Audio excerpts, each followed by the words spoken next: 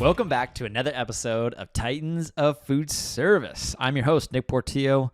Thank you, everyone, for listening along. Today, it's just me. I'm going solo. No amazing guests joining me this time, but I wanted to address the changes that are happening or have happened in the food service broker industry, which is kind of crazy. Now, I know we've seen consolidation happen in other industries, and heck, it's even happened in our very own. It happened a couple of years ago with Acosta and Core, and now with KeyImpact and Waypoint. There's so many moving pieces, moving parts, but I wanted to break it down a little bit from my view, being in the broker business, being in the broker community, and let's go ahead and get started here. So, reflecting back, this whole change, if you will, brings back a memory that I had going back to December of 2013. And I wrote a LinkedIn post about this a week or two ago. And at the time, in December of 2013, I was living in Italy, however you say it. I'm just kidding, Italy. I was living in Florence, Italy. I was doing a semester abroad, and I was living there for 4 months, and December was my final month of living abroad.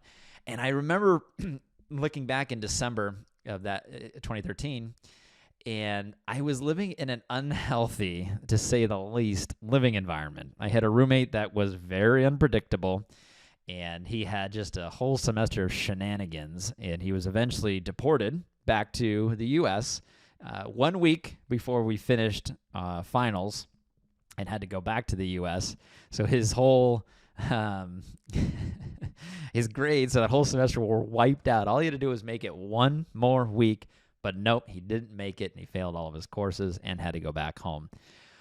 Reasons, I won't go into the details as to why he got deported, but living next to him, especially sleeping in the same room, and our beds were like literally a foot apart in this small little apartment that we lived in, it was a nightmare. And what had happened, I think living in that environment for, 3 months going into my final month, it caused for the first time in my life, I didn't think there's other factors that go into this as well, but it caused myself to I got depressed, and I'd never been depressed before. I mean, maybe I had been as a younger kid, but didn't really think anything of it. But now I for the first time ever, I'm like, whoa, this is a different feeling. I remember walking around the streets of Florence and saying like, wow, it's such a beautiful place. Like, but why don't I feel happy? Like, am I ever going to feel happy again? Like, what is going on with me? It was a terrible, terrible feeling. And I think living with my roommate and just being away from home, being in a country, I mean, Italy is a beautiful place. It's an incredible destination, and I would do the entire experience over in a heartbeat. But there's also a culture shock too. English is not their first language there, and I'm not even in the same time zone as the Western United States Pacific Standard Time. So it's just, I think a lot of things are just wearing on me. And I remember one evening I get a call. On top of all of this, my dad gave me a call and said, hey, unfortunately I lost my job. That's a call that or a conversation I had never had with my dad in my life. When I was, I think, just about 1 year old, he had gotten this job and held it, at the time I was 20, so 19, 20 years. And he was one of the original dozen employees who started at this company. It's a small little local family-owned broker business.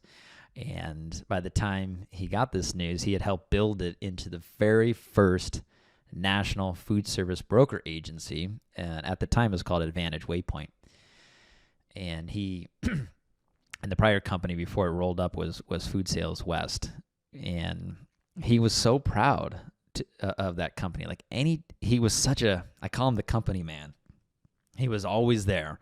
He always did what was best for the company. When you needed him, he was around. When you needed a problem to go away or to be solved, he took care of it. Like, he was truly invested in that business and the people that worked there. He loved it.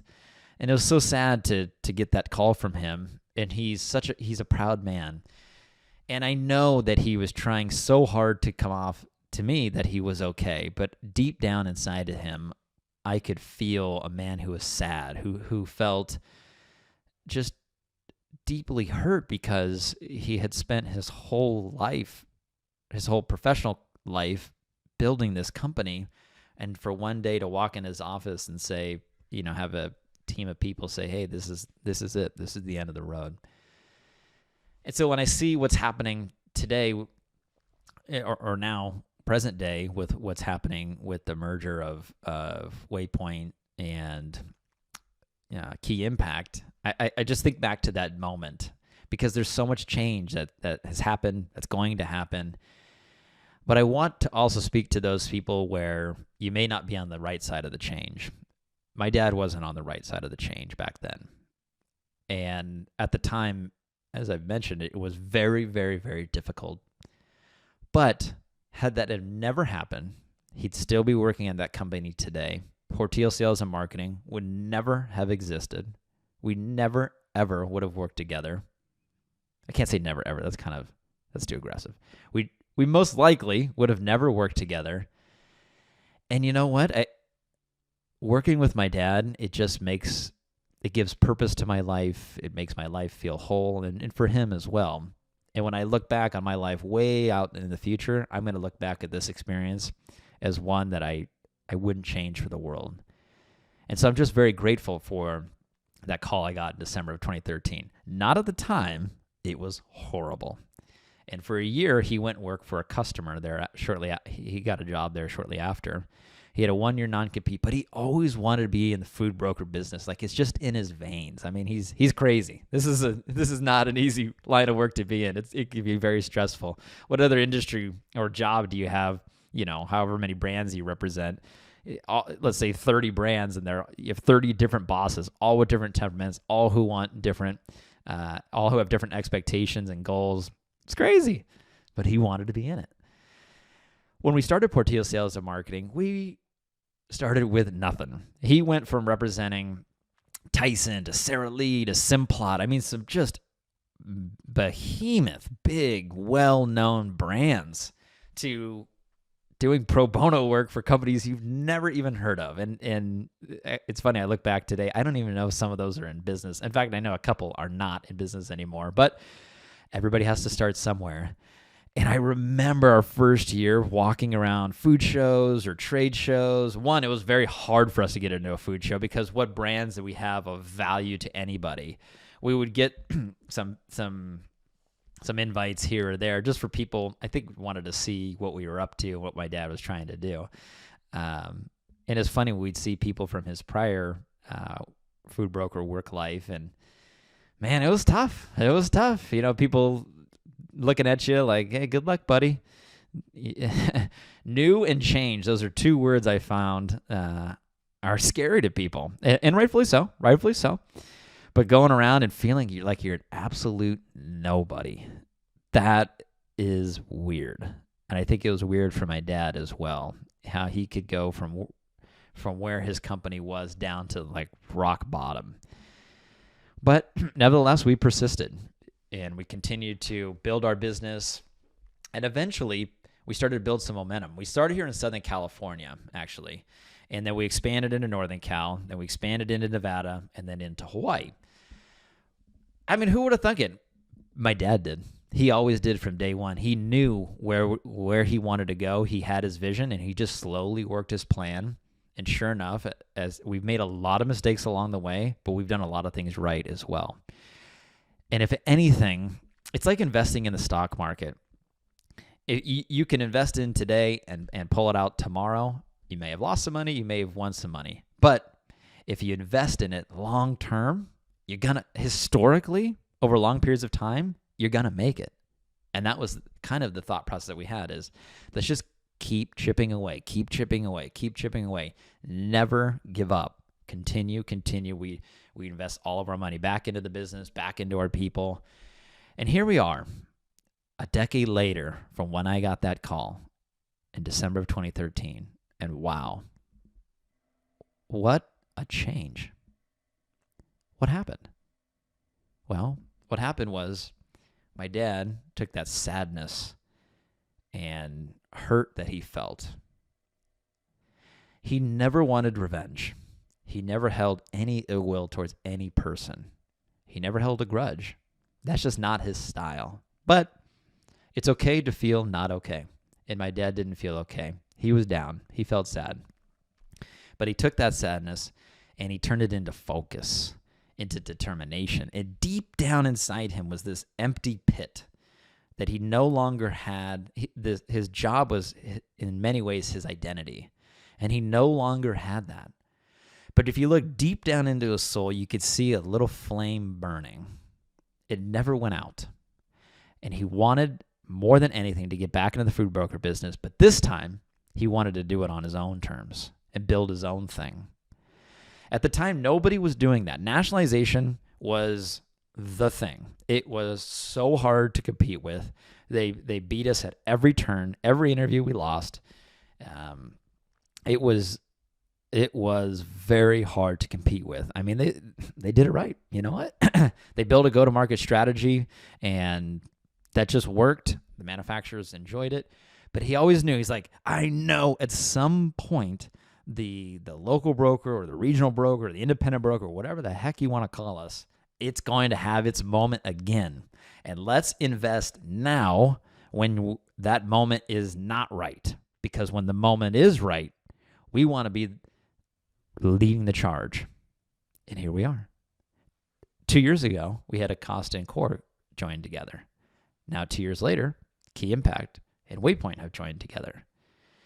And all along, we're just continuing to invest in our business and create a better situation for our team and build a better solution overall that, we're really building what I would like to think is like we're building a food service brokerage company for the next generation of food brands and food service professionals that when my mindset is when someone's thinking I need to grow my business on the West Coast, I have to call John and Nick. That is where we want to get to, but you can't do it overnight. Trust, respect, things like that, those are earned over long periods of time. And we can't do it the way that it's always been done. We have to be different. We want to be different. Being different is also, it's challenging, but it's so fun. Like thinking outside the box of, it's always been done doing X, but we're going to do it Y or Z. We're going to be so uniquely different. And man, that's just a lot of fun. So if you look at now what we have in the food service broker industry, we have 2 less national brokers than we did when we first started on day 1 back in 2015. And what's the future? So there is going to be people in the country that have a story like my dad and I. Start up with nothing and build up their own food service brokerage business. There's going to be people that make it and that don't make it in that situation. There's going to be people that say, I don't want to be in the food service industry anymore. I want to go to a different industry. There's going to be people that stick with where they're at and they move up the ranks and they continue to grow within the companies that they're in. No matter what path you take, and there's many, many more options than the 3 I just laid out. No matter what path you take, just always know that everything you want in your life, this is based on my dad and I's experience, is just on the other side of fear. If you could get past that side of fear, you can achieve anything that you truly desire. Whether it's in the food service business or any other industry out there, the opportunities that are available right now are huge. And for those companies and people that took the risk, let's say they started their own thing in COVID, or they started a new venture in COVID, or a new job in COVID, and they took the risk then when it was very chaotic, we didn't know what the future is, are going to benefit when times become chaotic and change happens again. But chaos and change will continue to happen. It may not happen for another year. It may not happen for 5 years. It may not happen for 10 years. But like the stock market, you can't predict, you can't buy in when it's high or buy in when it's low because nobody truly knows the bottom or the top. You just got to get in. That's the key. You got to get in and invest in yourself, in whatever company it is or whatever it may be, and do it for long periods of time. The opportunity is ripe. What I see happening in the food service business is a return somewhat the national brokers, they do a phenomenal job still to this day. They have their role within the food service broker community. But there's going to be a void now where local market, maybe more boutique-y, specialty brokers are going to be more in need.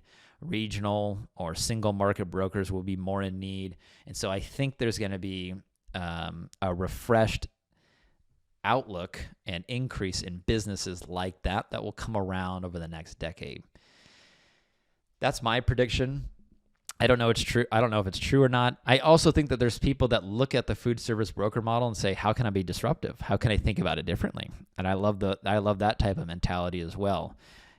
Like I said, just because it's being done this way right now doesn't mean it always needs to be done that way.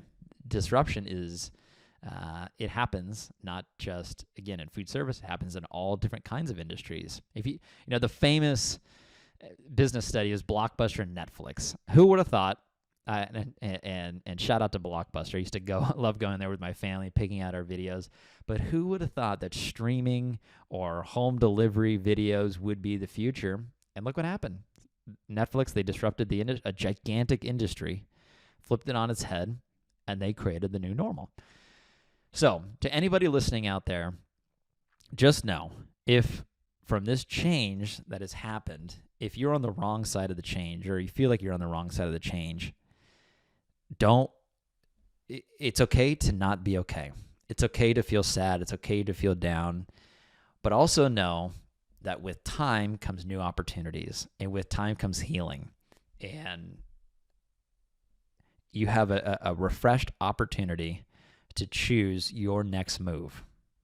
And your next move is very important. Think about it.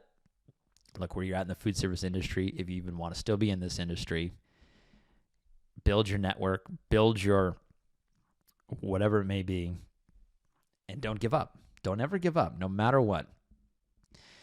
Like I said, change, new and change. It's two words that that we found is scary, and that's okay. But just be ready. Always be ready for when your time is coming, because when that time comes, I hope sincerely that you take advantage of it, and it ends up being even better. And in this moment, this singular moment in time, will feel like it did for my dad and I. It was necessary. Thank you, everyone, for listening.